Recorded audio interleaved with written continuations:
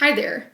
This is Pastor Courtney Schultz, lead pastor of our Grace Chapel campus out on the 380 corridor, and it's a joy to share with you today an Advent devotional.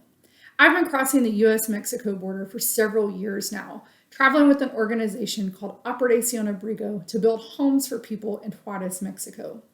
On our most recent trip across the border, a theme arose, guided by the Holy Spirit, of team and unity for the people on that trip.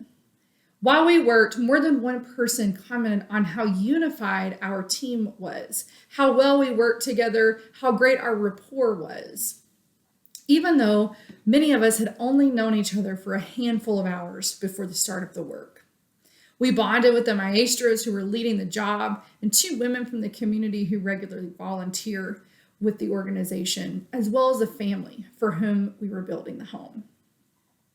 It was a wonderful couple of days, people from two sides of the border working side by side with a shared goal and embracing our shared humanity.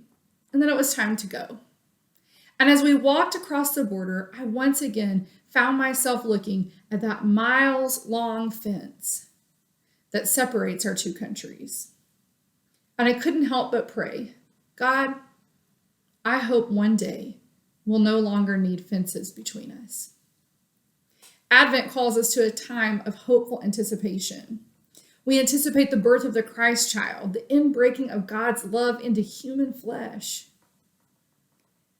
That very child that we look forward to celebrating grew up and became a man who crossed borders, a man who called us to dismantle the things that create chasms between ourselves and our neighbors.